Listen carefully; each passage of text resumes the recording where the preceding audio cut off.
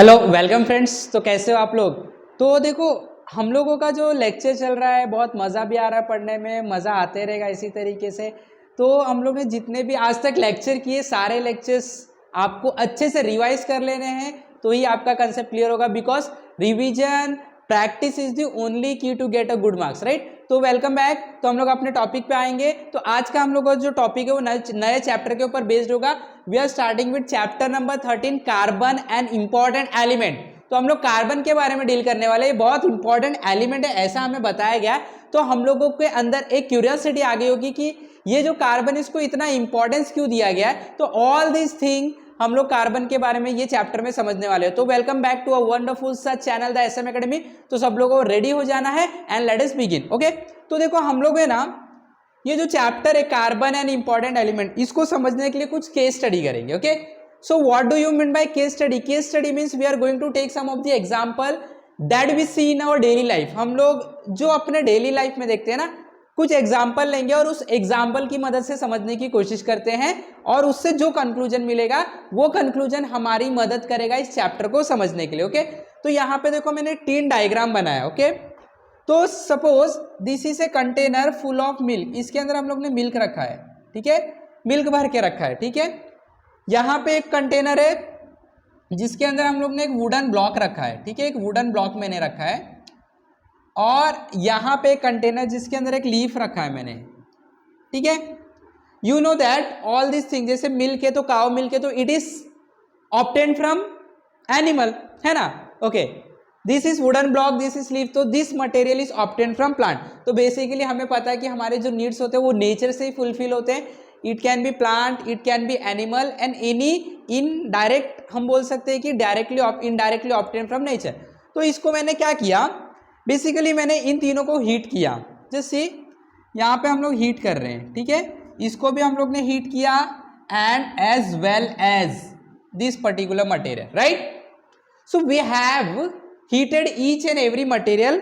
और जब ये पूरा जल गया तो हम लोगों ने देखा कि पूरा जलने के बाद, पूरा हीट होने के बाद ये तीनों जो बॉक्स है इसके अंदर कुछ लेफ्ट होगा। देखा हम लोग ने, ये डेली का ऑब्जर्वेशन है हमारा। डेली का मतलब दूध का तो डेली का नहीं है, बट ये हम लोग देख लेते हैं ना। तो ये ऑब्जर्वेशन है। तो जब हम लोग कुछ टाइम के बाद देखते हैं आफ्टर बर्निंग, जब ये जल जाएगा तो हम लोगों को रिजल्ट क्या मिलेगा।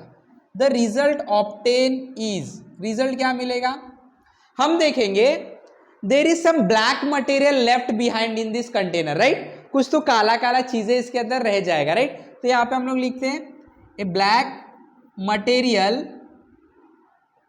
Is left behind in container, correct है। ये हम लोग को बात समझ में आ रहा है ना। तो ये जो ब्लैक मटेरियल है इसके अंदर भी कुछ काला चीज रह जाएगा, इसके अंदर भी, इसके अंदर भी। तो ये जो ब्लैक मटेरियल है बेसिकली, ये जो मटेरियल है, this material that is left is called as carbon. इसी को हम लोग क्या बोलते हैं, कार्बन बोलते हैं। एंड ये जो कार्बन होता है, देखो ये सब में देखा गया, इसमें भी मिला, इसमें भी मिला, इसमें भी, तीनों को हम लोग ने जलाया। जो लास्ट में बचा हुआ था ब्लैक चीज, that was called as carbon. तो इससे हम लोग को थोड़ा थोड़ा आइडिया आ गया, थोड़ा थोड़ा कंक्लूजन आ गया कि हाँ, इसके अलावा भी हम लोग बहुत सारी चीजों को जला सकते हैं। तो उसमें भी हम लोग देखते हैं ब्लैक ब्लैक ही बचने वाला है। मोस्टली कॉमन ऑब्जर्वेशन है हमारा कि कुछ भी चीज को आप जला दोगे तो there remain some blackish material, और इसी मटेरियल को कार्बन बोलते। तो हम लोगों को एक कंक्लूजन मिला कि कार्बन एक ऐसा मटेरियल है जो कि मोस्टली सब चीज में अवेलेबल होता है, हर एक चीज में प्रेजेंट होता है। थोड़ा थोड़ा आइडिया आ रहा है ना, क्योंकि हम लोग इसके अलावा कोई भी चीज को जलाओगे तो आपने अपना कॉमन ऑब्जर्वेशन देखा है कि yes there is some material, blackish material that is left behind. And ये ब्लैकिश मटेरियल क्या है, कार्बन। तो basically in each and everything ये हम लोग को कार्बन देखने मिलता है, राइट। इसी के लिए यहां से थोड़ा ऐसे आइडिया आता है कि yes therefore an important element, carbon is an important element. See carbon is placed in periodic table. हम लोग पीरियोडिक टेबल के बारे में आइडिया हम लोगों को और भी डिटेल में हम लोग 10th स्टैंडर्ड में स्टडी करेंगे। तो ये कार्बन है, एक ऐसा एलिमेंट है जो हम लोग को नेचर में हर एक मटेरियल के अंदर दिख सकता है, मैक्सिमम मटेरियल के अंदर दिख सकता है। हो सकता है कुछ मटेरियल हो जिसके अंदर कार्बन नहीं है, but carbon is the most abundant and it is available in each and every material almost, almost बोलेंगे, सब नहीं, almost, right. Therefore it is considered to be an important element. तो अब हम लोग इसके बारे में ना डिटेल में समझने की कोशिश करेंगे, आखिर ये कार्बन क्या है, ये कैसा दिखता होगा, इसका नेचर क्या है, क्या फिजिकल प्रॉपर्टी, क्या chemical property, all this we are going to understand in detail. तो आगे बढ़ते हम लोग। अब देखो कार्बन के बारे में थोड़ा समझते हैं, अंडरस्टैंडिंग कार्बन। तो बेसिकली जो कार्बन होता है, कार्बन ना पीरियोडिक टेबल में इसको 6th नंबर पे रखा गया है। तो 6th नंबर पे रखा गया है, तो मैं बोलूंगा इसका जो एटॉमिक नंबर होता है वो होता है 6, राइट।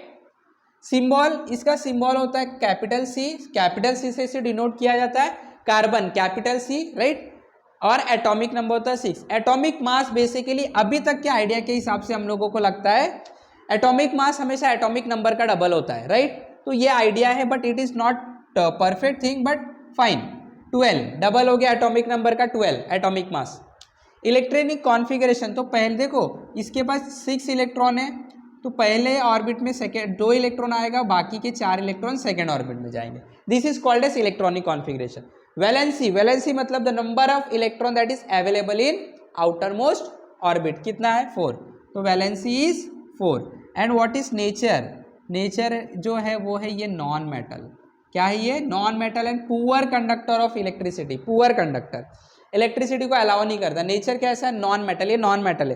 तो अगेन कार्बन के बारे में क्या थोड़ा थोड़ा आइडिया लगा, carbon is basically placed in 6th position in periodic table. Therefore ये जो कार्बन है इसका एटॉमिक नंबर कितना है, 6 है। इसका सिंबल क्या पता चला हम लोग को, capital C, atomic mass double that is 12, electronic configuration 2 and 4, first orbit में 2 इलेक्ट्रॉन, सेकेंड ऑर्बिट में 4 इलेक्ट्रॉन, वैलेंसी 4, कितना आउटर मोस्ट ऑर्बिट में इलेक्ट्रॉन है, राइट। नेचर क्या है, नॉन मेटल है and poor conductor of electricity. थोड़ा सा और आइडिया आ गया, लेट अस प्रोसीड फर्दर। अब थोड़ा सा बात समझते हैं हम लोग, what is compound and element, इसको समझते हैं फिर कार्बन और अच्छे समझेगा।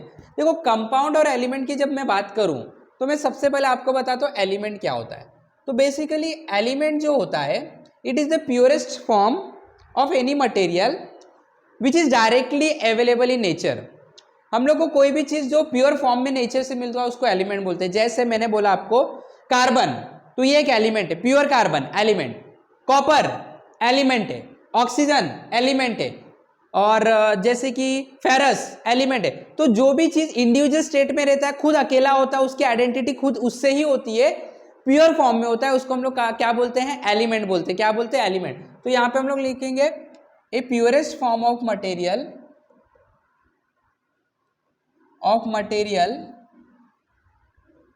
obtained from nature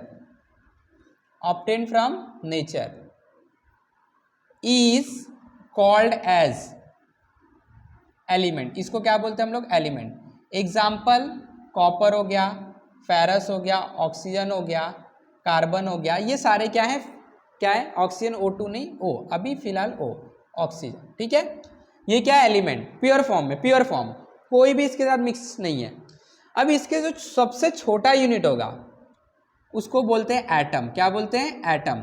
the smallest unit of element which is not dividable further, the smallest unit of element, किसी भी एलिमेंट का जो स्मॉलेस्ट यूनिट होता है उसे बोलते हैं एटम, जो कि आगे हम लोग इसको डिवाइड नहीं कर सकते और छोटा नहीं कर सकते।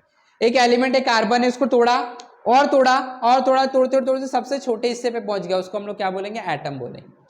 अब सेकेंड जो होता है that is called as compound. अब कंपाउंड क्या होता है, when 2 or more element is mixed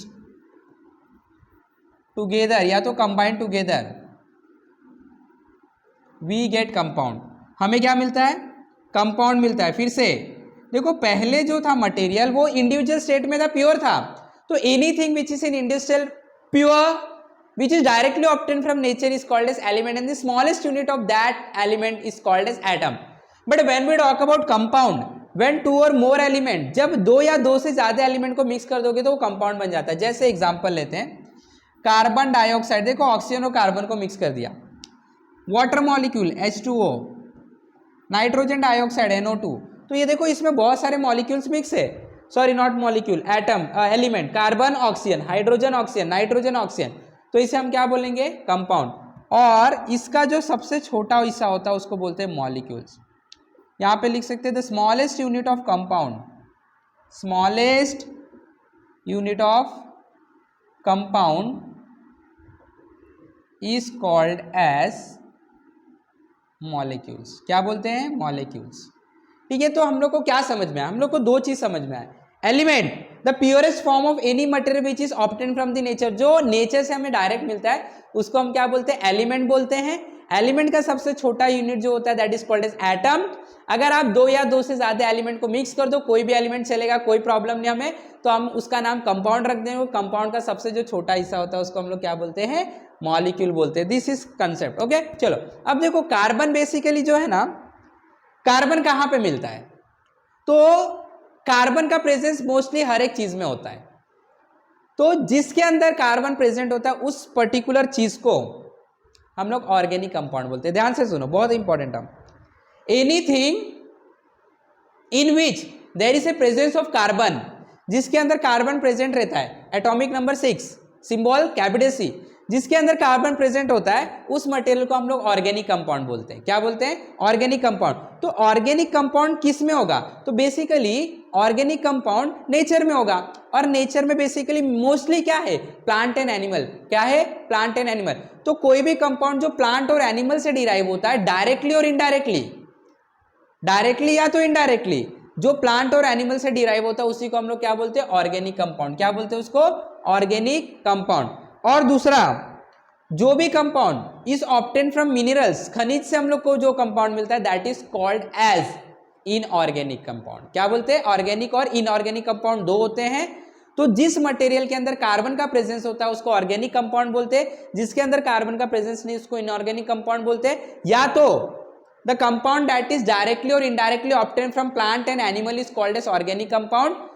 the compound which is obtain from, derive from minerals is called as inorganic compound. Right, तो इसको भी यहां पे हम लोग लिख लेंगे।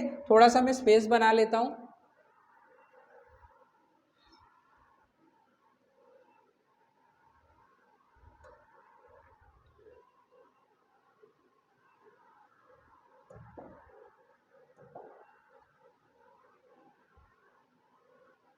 चलो यहां पे हम लोग लिख लेते हैं what is organic and inorganic compound. ठीक है, देखो पहले हम लोग बात करेंगे ऑर्गेनिक कंपाउंड का। What is organic compound? तो मैंने आपको बताया ए कंपाउंड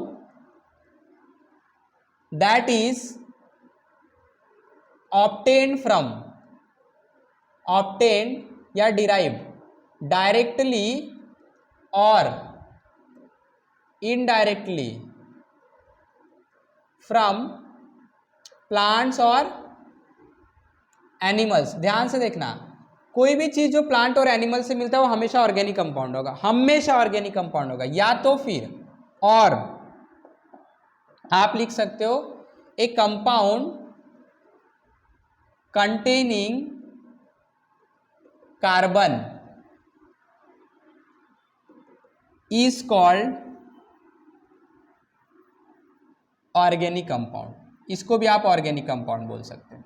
तो देखो वापस से, व्हाट इज ऑर्गेनिक कंपाउंड? हमारे पास दो टाइप के कंपाउंड हो सकते हैं। एक हो सकता है हमारे पास organic compound, a compound that is obtain from directly और इनडायरेक्टली, कहां से? प्लांट और एनिमल से मिलता है उसको हम लोग ऑर्गेनिक कंपाउंड बोलते हैं। या तो ए कंपाउंड कंटेनिंग कार्बन, कोई भी कंपाउंड जिसके अंदर कार्बन का प्रेजेंस है that is also called as organic compound. Second क्या आएगा? Inorganic compound. सेकेंड क्या आएगा? Inorganic compound. तो अब इनऑर्गेनिक कंपाउंड क्या होता है उसको भी देख लेते हैं। तो हम लोग लिखेंगे ए कंपाउंड डिराइव्ड फ्रॉम, कहां से मिलेगा? मिनरल से। Derive from minerals is called as inorganic compound. क्या बोलोगे आप उसे? इनऑर्गेनिक कंपाउंड बोलेंगे। तो जो भी मटेरियल, जो भी कंपाउंड हमें मिनरल से मिलता है that is called as inorganic compound. या तो फिर और हम लोग ये बोल सकते हैं compound which do not contain carbon, which do not contain carbon is called as inorganic compound, आप इसे भी इनऑर्गेनिक बोल सकते हो। तो these are the two different types of compound, organic and inorganic. बहुत सिंपल था, कुछ भी नहीं था। तो अगर कार्बन प्रेजेंट है ऑर्गेनिक, कार्बन नहीं प्रेजेंट है तो इनऑर्गेनिक। ठीक है, ठीक है, आई होप कि सब लोग को समझ में आया ये बात। तो अगर आपको ये लेक्चर समझ में आया, पसंद आया तो लाइक करना, शेयर करना, चैनल को सब्सक्राइब भी करना अगर आप नए हो तो। Till then have wonderful learning, have wonderful day, thank you very much.